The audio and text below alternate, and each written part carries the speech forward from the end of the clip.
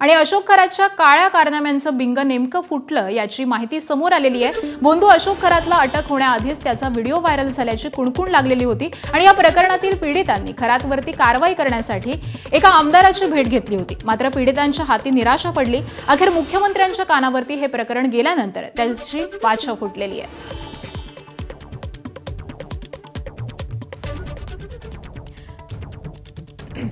तर या व्हिडिओची कुणकुण नेमकी कशी लागली आपण जाणून घेऊयात। या प्रकरणातल्या पीडितांनी खरातवरती कारवाईसाठी एका आमदाराची भेट घेतली।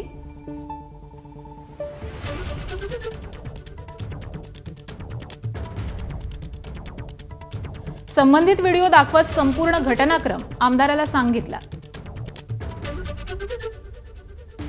विधानसभेत मुद्दा उपस्थित करण्याची विनंती देखील केली। संबंधित आमदारानं उलट खरातलाच हे प्रकरण सांगितलं।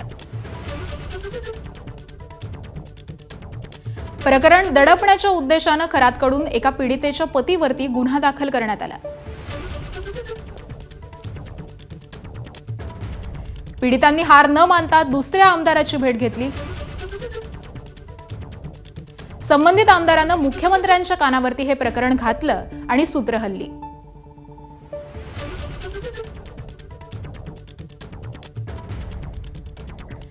विकृत अशोक खरातला आपल्या व्हिडिओंची कुणकुण कशी लागली आणि तो जाळ्यामध्ये कसा अडकला हे आपण जाणून घेत होतो।